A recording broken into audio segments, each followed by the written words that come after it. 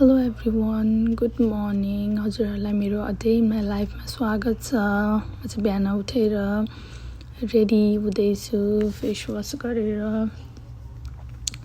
ड्रेसहरू आइरन गरेर म आज चाहिँ एनसिएनसीले अर्गनाइज गर्नुभएको नेपाल 2025मा जानको लागि तयार भइरहेको छु। मेकअप गर्न थालेँ यहाँनिर। मेरो मेकअप चाहिँ अब यति नै होला। फेरि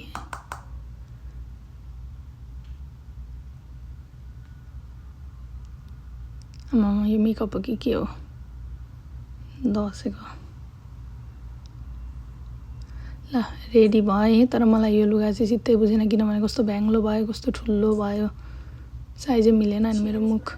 अनि मैले ड्रेस चेन्ज गरेँ अनि मक्क परेँ मन परेर। अनि रेडी भएर अब निस्केँ घरबाट, अपार्टमेन्टबाट। Mount Everest, Nepal लेखेको अनि I'm going. See you guys there. यता त आज लास्ट चाहिँ राम्रो रहेछ नि त गाइज। घाम लागिरहेछ। अनि अब चाहिँ म उबरमा जाँदैछु भेन्यूतर्फ। साथीहरू पनि आउँदैछन् अनि साथीहरूलाई चाहिँ वहीँ गएर म भेट्छु है त। अलिअलि पुछ दिनै पऱ्यो, नाटक त गर्नै पऱ्यो उबरमा। मेरो जुत्ता फ्लेक्स गर्दैछु म।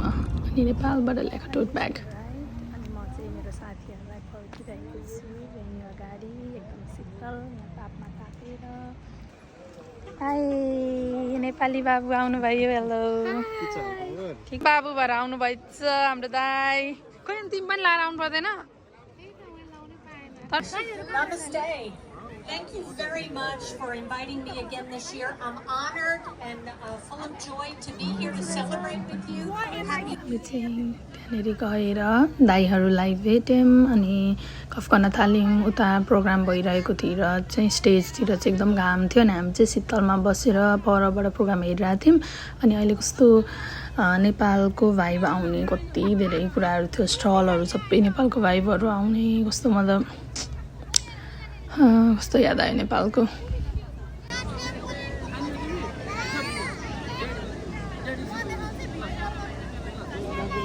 नानीलाई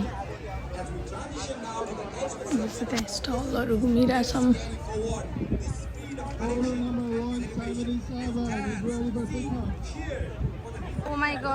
अनि पुग्यौँ यहाँनिर। चटपटे अड्डा। ल आज भोलि नेपाली चटपटे युएसए मानि बिग्छ। हेर्दा हेर्दै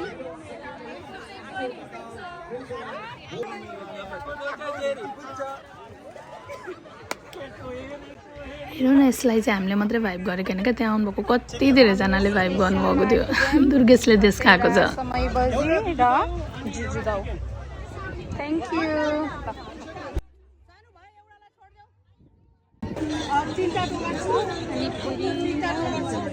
चिकन छोइला सेट रहेछ नि यहाँ, चिकन छोइला सेट र सेलरोटी।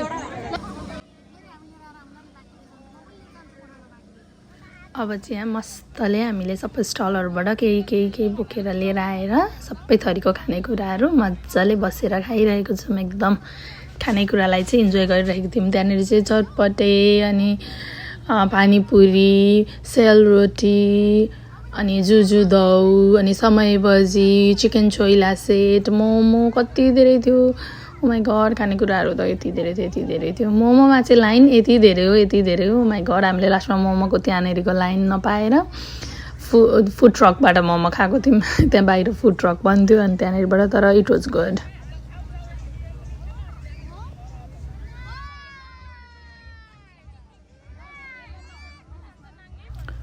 अब चाहिँ अन्त्य हानिसकेर हामी कल्चरल प्रोग्राम हेर्नको लागि अलिक अगाडि गएर बस्यौँ। यस्तो घाम थियो होइन, तर पनि धेरैजनाहरू चाहिँ आफ्नो छाताहरू ल्याएर जसरी तसरी हेरिरहनु भएको थियो क्या। कस्तो राम्रो थियो नि त प्रोग्राम।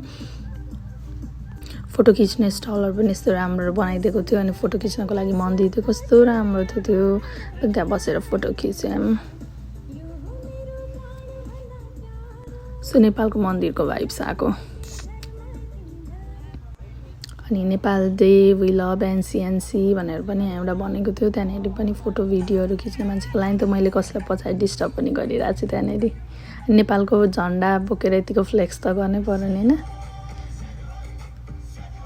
ल सर्ट क्लिपहरू पनि छ डान्सको। धेरै चाहिँ डान्स राख्न मिलेन अब यो साउन्डले गर्दाखेरि। This was what I wanted to do that day. जाने बित्तिकैदेखि पर्खेको पालो होइन, कतिखेर आउँछ कतिखेर आउँछ कतिखेर आउँछ अन्त। तर हामी त्यहाँ रुँगेर चाहिँ बसिरहेनौँ किनभने हामीलाई अरू पनि हेर्नु थियो नि त। अनि लास्टमा अनि कति 3-4 घन्टा पछाडि नै पालो आएको। फाइनल डेजर्टको पालो आयो। यो चियर्स आइसक्रिम चियर्स। त अब डिजेमा नाच्न जाने हो हामी।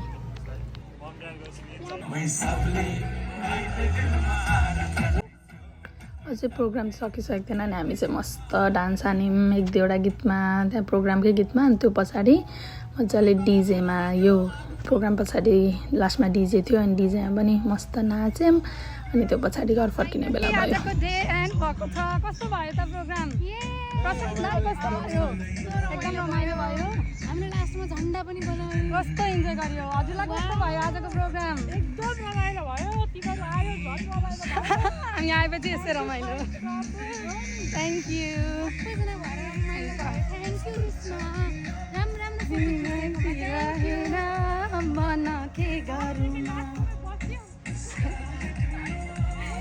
ल बाई गाइस।